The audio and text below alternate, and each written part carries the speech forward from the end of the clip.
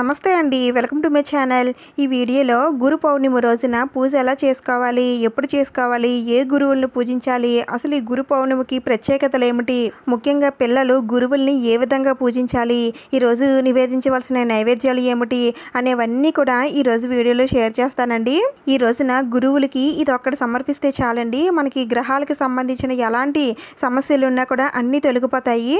అన్నీ కూడా వివరంగా చెప్తానండి. వీడియోని ఎక్కడ కూడా స్కిప్ చేయకుండా చూడటానికి అయితే ట్రై చేయండి. కావాలంటే వీడియోని కొంచెం ఫాస్ట్ ఫార్వర్డ్లో పెట్టుకొని చూడటానికి ప్రయత్నించండి. ముఖ్యంగా ఈ గురు పౌర్ణమి రోజున గురువుల్ని పూజిస్తారండి. అయితే నేను ఇక్కడ సాయిబాబా వారిని అలాగే దక్షిణామూర్తిని ఇద్దరిని కూడా నేను ఈరోజు పూజిస్తున్నానండి. అయితే వీరిరువురికి పూజ ఎలా చేసుకోవాలనేది ఇప్పుడు చూపిస్తాను. ముందుగా అయితే నేను ఇక్కడ సాయిబాబా ఫోటో తీసుకున్నానండి. ఆ తర్వాత దక్షిణామూర్తి ఫోటో అయితే తీసుకుంటాను. వీరి ఇరువురికి కూడా చందనం కుంకుమలతో బొట్లయితే పెట్టుకోవాలండి. ఆ సాయినాథుడికి అయితే చందనం కుంకుమలతో రకరకాల పువ్వులు మాలలుగా ఈ చందనం మాలను అయితే వేస్తారండి. చాలా అందంగా ఉంటుంది. అయితే అంతలాగా వెయ్యకపోయినా సరే మనకు వచ్చిన దాంట్లో స్వామివారికి అయితే వేయచ్చు. అయితే నేను ఇక్కడ కొద్దిగా చందనం అలాగే కుంకుమ తీసుకున్నానండి. అయితే ఈ కుంకుమ కోసం నేను ఇంతకుముందే వీడియోలో చెప్పాను కదండి, మీ దగ్గర ఉన్న కుంకుమ బొట్లు పెట్టడానికి సరిగ్గా రాకపోయినట్లయితే ఈ కుంకుమ అయితే తీసుకోండి. నేను ఎక్కువగా వాడే కుంకుమ అయితే ఇదేనండి. నేను ఆల్రెడీ వీడియోలో కూడా చెప్పాను ఇంతకుముందు. అయితే ఈ కుంకుమని రీసెంట్గా ఒకళ్ళు సేల్ చేస్తున్నారండి. వారి దగ్గర అయితే మీరు ఈ కుంకుమని అయితే తీసుకోవచ్చు. ఈ కుంకుమ అయితే మనం వాటర్లో కలిపి బొట్లు పెట్టడానికి చాలా బాగుంటుందండి.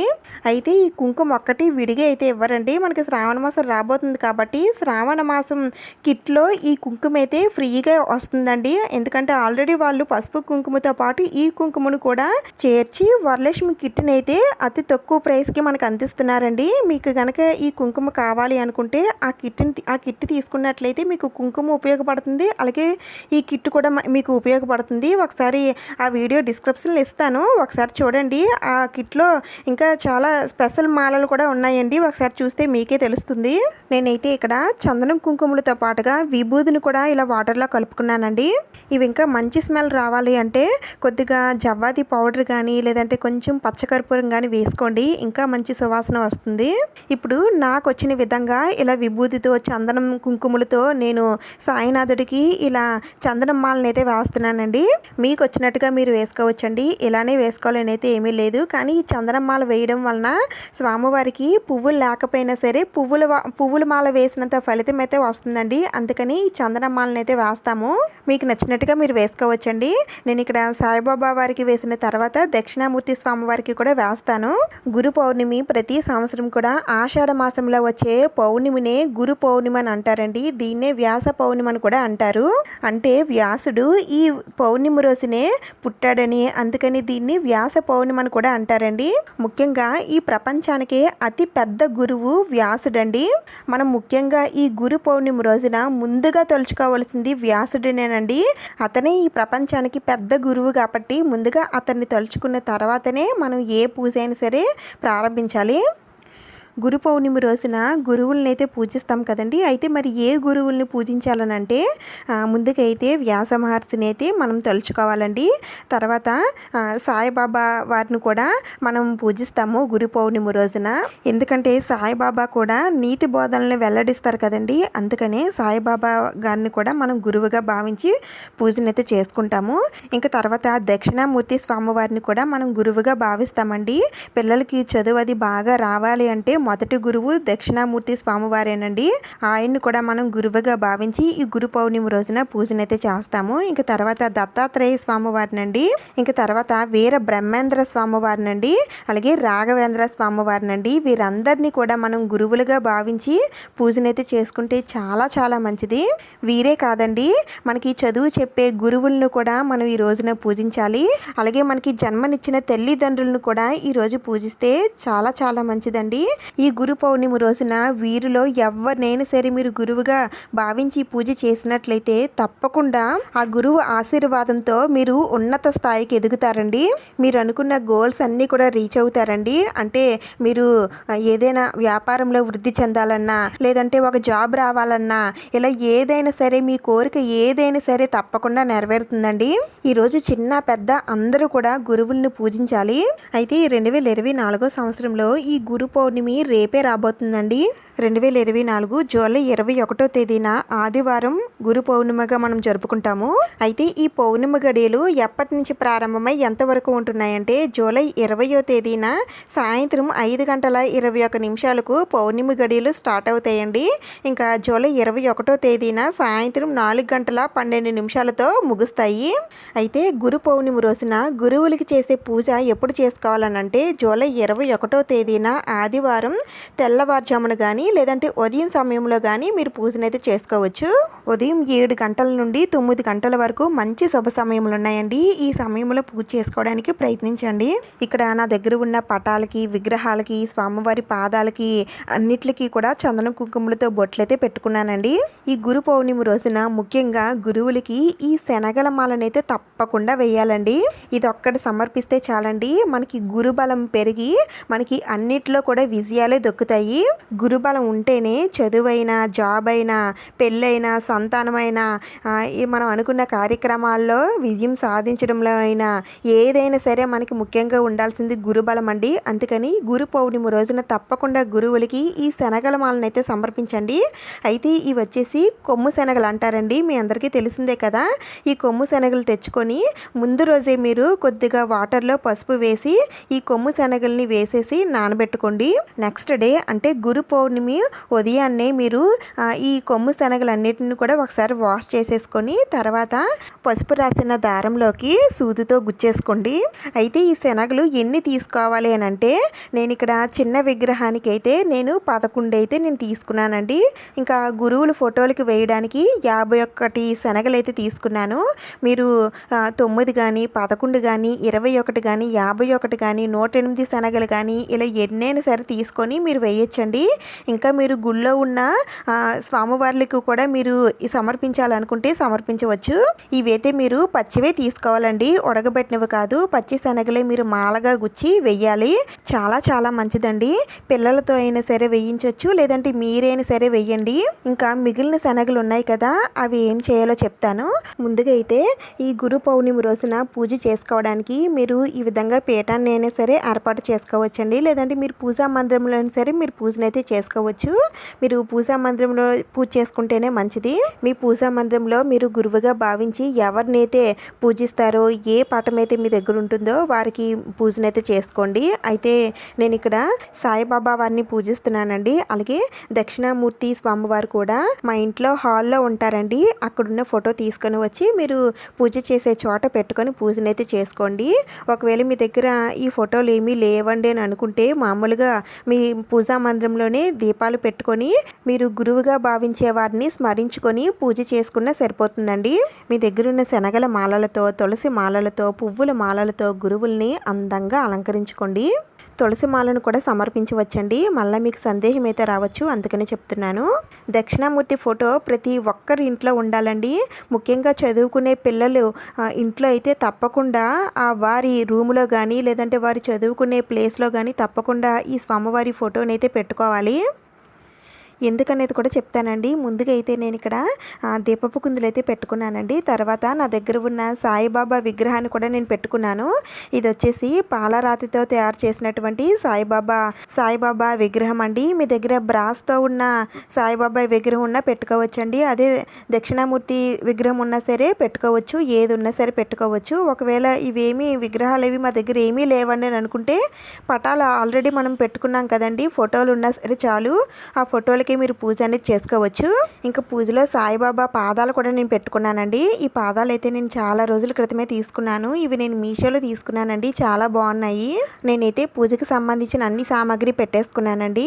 ముందుగా అయితే ఏకాహారతతో దీపారాధన అయితే చేసుకోవాలి. దీపారాధన చేసిన తర్వాత మనం ముందుగా పూజించాల్సింది వినాయకుడినండి. మొదటి స్థానం గురువుదే అయినప్పటికీ కూడా మనం ముందుగా పూజించాల్సింది ఆది దేవుడు వినాయకుడు కాబట్టి వినాయకుడికి పూజ చేసుకున్న తర్వాతనే గురువులను అయితే పూజించండి. అయితే నేను ఇక్కడ వినాయకుడిని పెట్టుకోలేదండి. మీరు పూజా మందిరంలో చేసుకుంటారు కాబట్టి ఎలాగో అక్కడ వినాయకుడు ఉంటాడు కాబట్టి దీపదోప నైవేద్యాలతో సహా స్వామివారిని పూజించిన తర్వాత మీరు పూజించాలనుకున్న గురువులను అయితే పూజించండి. ముందుగా మనం దీపారాధన చేసిన కుందుల దగ్గర కొద్దిగా పసుపు, కుంకుమ, అక్షింతలు వేసి దీపలక్ష్మికి దండం పెట్టుకోండి. ఆ తర్వాత స్వామివారికి ధూపం చూపించి కొద్దిగా అక్షింతలు పాదాలపైన వేసి ముందుగా ఆహ్వానం పలకండి. ఈరోజు సాయినాథుడికి కానీ లేదా గురువులు ఎవరికైనా సరే అభిషేకం చేస్తే చాలా చాలా మంచిదండి. పంచామృతాలతో అభిషేకం చేయొచ్చు, లేదంటే పాలతో అభిషేకం చేయొచ్చు, లేదంటే పుష్పాలు ఉంచినటువంటి నీటితో అభిషేకం చేయొచ్చు, పసుపు కుంకుమ జలాలతో అభిషేకాలు చేయొచ్చు, తులసి దళాలు ఉంచినటువంటి జలాలతో అభిషేకం చేయొచ్చు. ఇలా దేంతో అయినా సరే మీరు అభిషేకం అనేది చేయొచ్చండి. వీటన్నింటితో చేయలేకపోయినా సరే కనీసం విభూది కలిపినటువంటి జలంతో అభిషేకం చేస్తే చాలా చాలా మంచిదండి. ఆ స్వామివారికి విభూది అంటే చాలా ఇష్టం కాబట్టి విభూది జలంతో అభిషేకం చేస్తే చాలా సంతోషిస్తారండి. అందుకే కనీసం ఈ ఒక్క విభూది జలంతో అయినా సరే అభిషేకం చేసుకోండి. మా దగ్గర విగ్రహాలు లేవండి, మరి పటానికి అభిషేకం చేసుకోవచ్చా అంటే చేసుకోవచ్చండి. విభూది కలిపిన వాటర్ పక్కన పెట్టుకొని ఆకుతో కానీ పువ్వుతో కానీ పటం పైన 3 సార్లు చిలకరించండి. ఇంకా అభిషేకం అనేది పూర్తవుతుంది. ఈ విధంగా అభిషేకం చేసుకున్న తర్వాత ధూపం చూపించి హారతి కూడా ఇచ్చి దండం పెట్టుకొని మళ్ళా స్వామివారిని పూజ కోసం సిద్ధం చేసుకోవాలి. అభిషేకం చేసినటువంటి ఈ జలాన్ని ఎవరు తొక్కని ప్లేస్లో అయితే వేసేయండి, లేదంటే మొక్కల మొదట్లో అయినా సరే వేసేయండి. నేనైతే నా దగ్గర ఉన్న ఈ చిన్న సాయినాథుడిని పెట్టుకోవడానికి ఇది చిన్న సింహాసనంలా ఉంది కదా అని తీసుకున్నానండి. అయితే దీనికోసం చాలామంది అడిగారండి ఇంతకుముందు. దీనికోసం అయితే నేను చెప్పలేకపోయాను. దీన్ని ఏమంటారో కూడా నాకు తెలియదండి. నేను ఏదో క్రాఫ్ట్ బజార్కి అది వెళ్ళినప్పుడు అక్కడ గోల్డ్ కలర్లో బర్రెలు అవి ఉంటాయి కదా, అలానే ఇది కూడా ఉందండి. దీనిపైన మూత కూడా ఉంది. అంటే ఇది ఒక సబ్బు పెట్టేలాగా ఉంటుంది, మూత కూడా ఉంటుంది.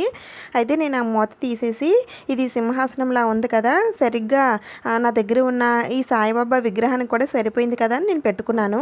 మీ దగ్గర బాబా వారికి వస్త్రాలు అవి ఉంటే వెయ్యండి, లేదంటే మాలలు అవి ఉంటాయి కదండి, రకరకాల మాలలు. ఆ మాలలతోటి పువ్వులతోటి రకరకాలుగా ఆ బాబాని అందంగా అలంకరిస్తారండి. మీరు కూడా అందంగా అలంకరించుకోగలిగితే అందంగా అలంకరించుకోండి.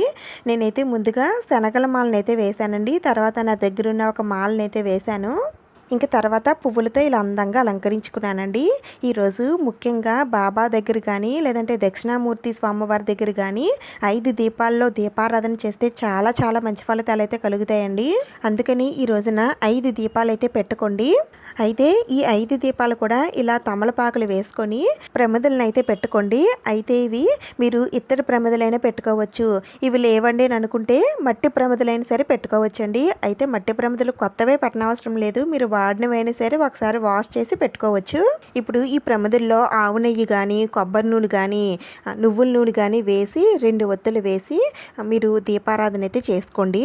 ఏకహారతతో కానీ అగరబత్తులతో కానీ 5 దీపాలు వెలిగించి ఆ దీపాల దగ్గర కొద్దిగా పసుపు కుంకుమ అక్షింతలు వేసి దీపాలకి దండం పెట్టుకోండి.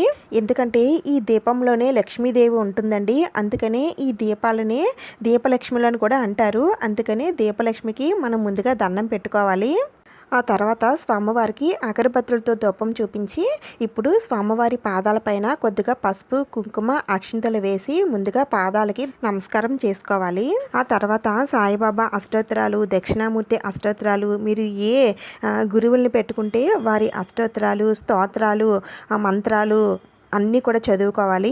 సాయినాథుడికి గులాబీ పువ్వులంటే ఇష్టం అండి. దక్షిణామూర్తి స్వామివారికి తెల్లని పువ్వులంటే ఇష్టం. మీరు ఏ పువ్వులతో అయినా సరే పూజ చేయొచ్చండి. ఇంకా సాయినాథుడికి విభూతితో పూజ చేస్తే ఇంకా మంచిదండి. విభూతితో పూజ చేసేటప్పుడు ఇక్కడ ఒక మంత్రం అయితే ఉంటుంది, అదైతే నేను ఇక్కడ స్క్రీన్ పైన ఇస్తాను, అది చదువుకుంటూ మీరు విభూతితో పూజనైతే చేసుకోండి. అలాగే దక్షిణామూర్తిని పూజించేటప్పుడు ఒక శ్లోకం అయితే ఉందండి, అది మీరు చదువుకొని మీరు పూజనైతే చేసుకోవాలి. దక్షిణామూర్తి ఫోటో ఇంట్లో ఉంటే ఎలాంటి కష్టాలైనా ఎలాంటి అజ్ఞానంతో ఉన్నా అన్నీ కూడా తొలగిపోతాయండి. ముఖ్యంగా పిల్లలకి, చదువురాని పిల్లలకి, మందబుద్ధితో ఉన్న పిల్లలకి దక్షిణామూర్తి స్వామివారి వైపు తదేతకంగా అలా చూస్తూ ఉన్నట్లయితే స్వామివారు మనకి జ్ఞానాన్ని ప్రసాదిస్తారండి. తెలివితేటలు పెరుగుతాయి, చదువులో ముందుంటారు. అందుకని తప్పకుండా ఈ దక్షిణామూర్తి స్వామివారిని అయితే ప్రతి ఒక్కరి ఇంట్లో ఉంచుకోవాలి. మీకు పూజా మందిరంలో ప్లేస్ లేకపోయినట్లయితే హాల్లో అయినా సరే పిల్లలు ఎక్కువగా ఎక్కడ ఉంటారో ఆ ప్లేస్లో పెట్టుకున్నా పర్వాలేదండి. దక్షిణామూర్తి శ్లోకం నేను ఇక్కడ ఇస్తాను, అది మీరు చదువుకున్న పిల్లల చేత చదివించినా సరే చాలా మంచిదండి. రోజు ఆ స్వామివారి వైపు చూస్తూ ఈ శ్లోకాన్ని అయితే చదువుకోవడానికి ప్రయత్నించండి.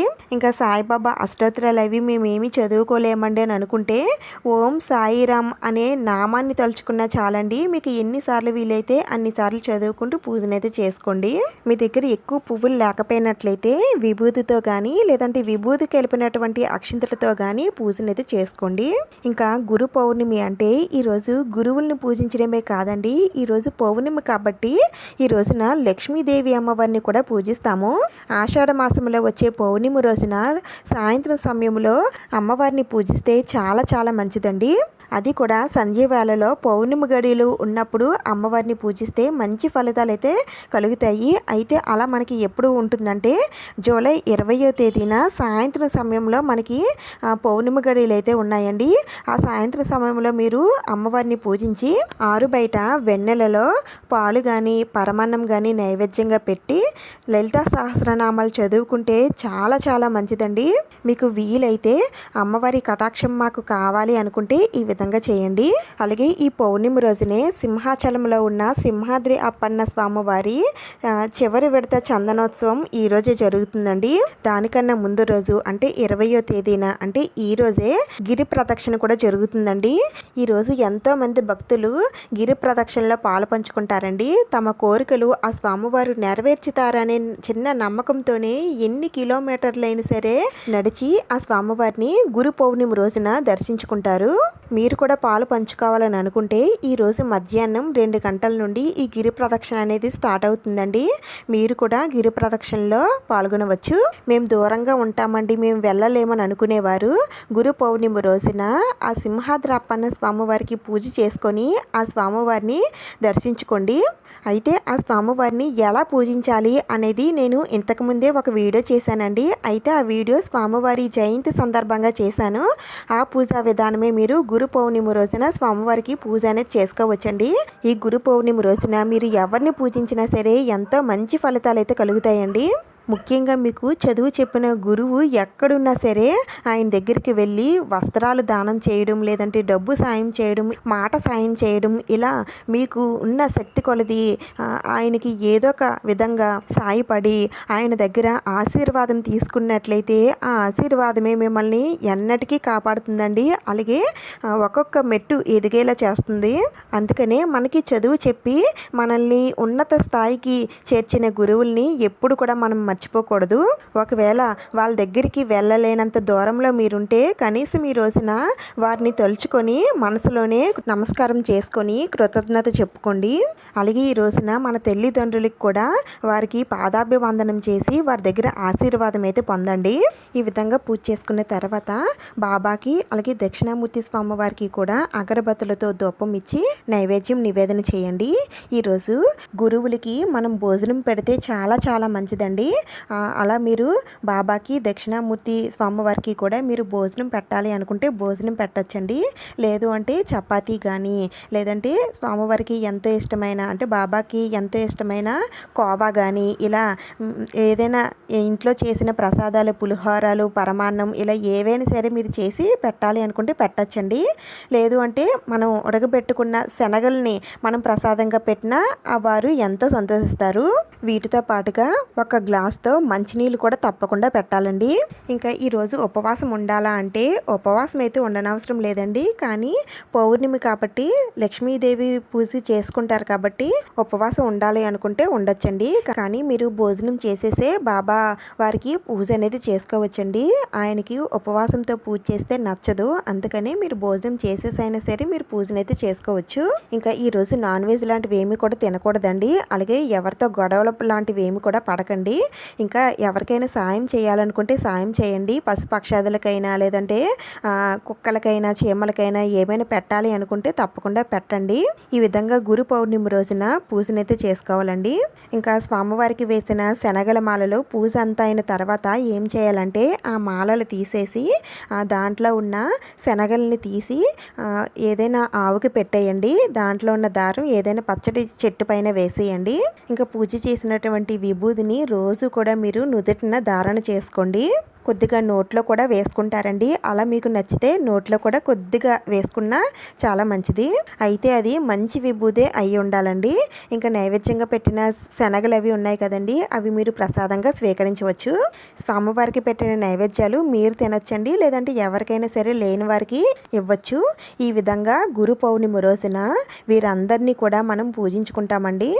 నేను అన్ని విషయాలు కూడా షేర్ చేశానని అనుకుంటున్నానండి. ఇంకా మీకు ఏమైనా డౌట్స్ ఉంటే నేను కామెంట్స్లో అడగండి, నేను తప్పకుండా రిప్లై ఇస్తాను. ఈ వీడియో మీకు యూజ్ అయ్యింది, నచ్చిందని అనిపిస్తే ప్లీజ్ తప్పకుండా లైక్ చేయండి, షేర్ చేయండి, సబ్స్క్రైబ్ చేసుకోండి. ఇంకొక మంచి వీడియోతో మళ్ళీ కలుద్దాం. Thank you for watching.